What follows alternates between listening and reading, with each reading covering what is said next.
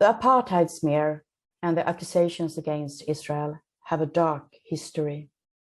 Origins can be found during the Cold War, when the Soviet bloc, together with Islamist movements, sought to expand the concept of apartheid to demonize democratic states. The purpose of naming and blaming Israel for a pariah state was to expel the country out of the word community.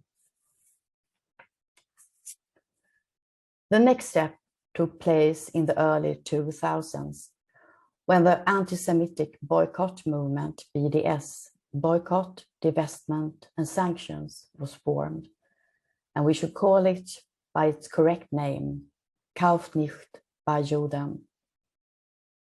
The apartheid accusation against Israel is the boycott movement BDS tool for gaining support and legitimacy for a total boycott of Israel. BDS spreads anti-Semitic propaganda in which Jews, for example, are portrayed as dogs who stole the land of Israel. The allegations about apartheid are of course not true. About 20% of Israel's population is Arab. They enjoy the same rights as others. Arabic is the second official language. Everyone has the right to vote and to participate in political and social life. Talking about Israel as an apartheid state is not based on facts, but the rhetoric is used to demonize. However, the facts have not prevented the lies about Israel as an apartheid state from spreading and unfortunately growing.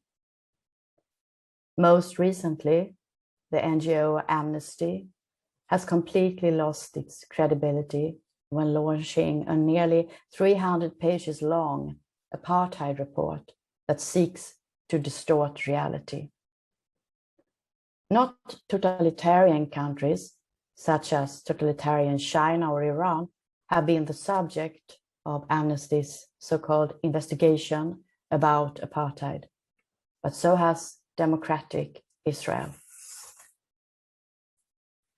Today's anti-Semitic lie and myth about Jews is that Israel is an apartheid state.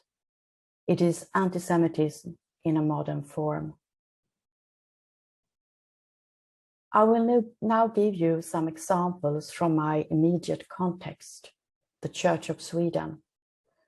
And as I do so, please, I want you to remember that Israel and the Jewish community all over the world have many, many friends in the Church of Sweden and in my country, Sweden.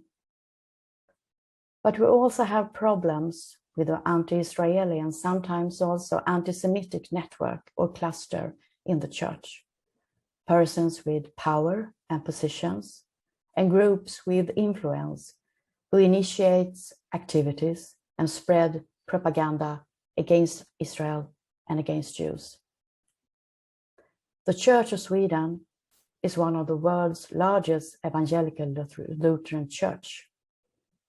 Seen to the members, approximately today 5.7 million members in a small country like Sweden, and until recently 7 million members. During the autumn last year, 2021, the Church Synod decided to work for an investigation of Israel as an apartheid state on the basis of the international laws on crimes against humanity. This unfortunate and horrible apartheid decision didn't occur in a vacuum. In fact, it was a culmination of decades of rhetoric and systematic political advocacy against Israel in these networks in the church, and not infrequently with an anti-Semitic bias. When Israel is criticized for being, in its very existence, a racist state, it is an expression of anti-Semitism. When parallels are drawn between Israel and Nazis' crimes against humanity, it is anti-Semitism. Once again, remember that Israel and the Jewish community all over the world have many friends in the church, and that this decision, despite its awful content, opened even more eyes in the church and in the Swedish society as a whole. These people, they do now see and understand what anti-Semitism and hatred is. Thank you for your attention. Together we keep up the important and good work for a world without anti-Semitism.